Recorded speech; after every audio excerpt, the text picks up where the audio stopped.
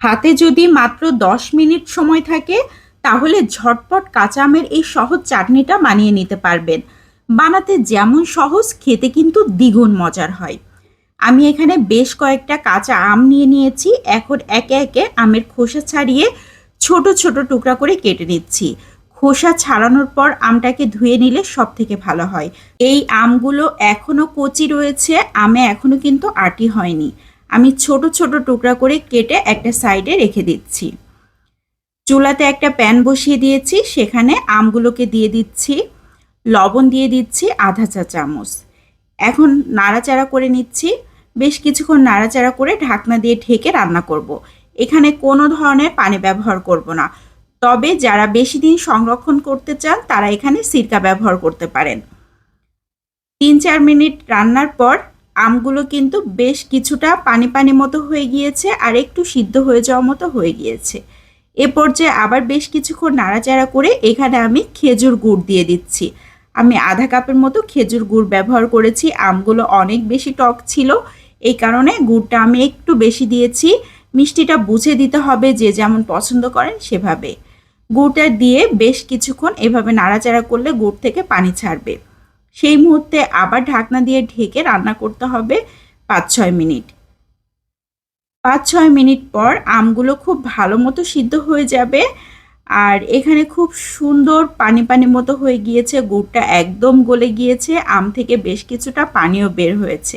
এ পর্যায়ে আমি একটা ডাল ঘুটনি দিয়ে কিছুটা ম্যাশ করে নেব।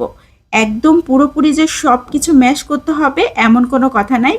দু একটা আম ম্যাশ হয়ে যাবে, কিছু গোটাও থাকবে, তাহলে খেতে ভালো লাগবে। এখন আবারও বেশ কিছুক্ষণ এভাবে নাড়াচাড়া করে একটা সাইডে রেখে দিচ্ছি।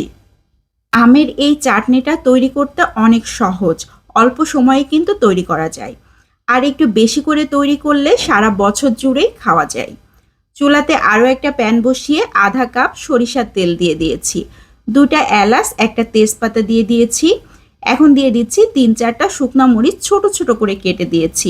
বিচিগুলোকে একদম বাদ দিয়ে তারপর ব্যবহার করেছি। এখন দিয়ে দিচ্ছি 1 চা চামচ পাঁচফোড়ন। পাঁচফোড়নটা আমি গোটা অবস্থায় ব্যবহার করেছি। এই রেসিপিতে গোটা অবস্থায় ব্যবহার করলেই ভালো হবে।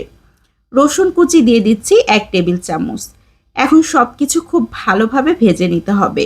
রসুনটা যতক্ষণ না পর্যন্ত লাল লাল হয়ে আসে ততক্ষণ অনবরত নাড়াচাড়া করে ভেজে নিতে হবে। খুব সুন্দর ভাজি হয়ে গিয়েছে। এ পর্যায়ে আমি আমগুলোকে দিয়ে দিচ্ছি। এখন অনবরত নাড়াচাড়া করতে হবে। অনবরত নাড়াচাড়া করতে করতে একটা সময় দেখা যাবে একদম আঠালো টাইপের হয়ে গিয়েছে।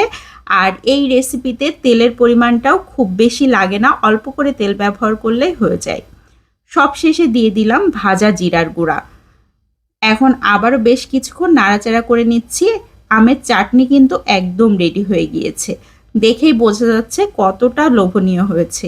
খেতে দারুণ টেস্ট। আমের এই চাটনিটা এমনি শুধু খেতেও খুব মজা হয়, আবার যদি খিচুড়ি ডাল ভাতের সাথেও খাওয়া হয় তাহলে অনেক মজার লাগে। তো আজকের মতো এখান থেকে বিদায় নিয়ে নিচ্ছি। সবাই ভালো থাকবেন। আসসালামু আলাইকুম।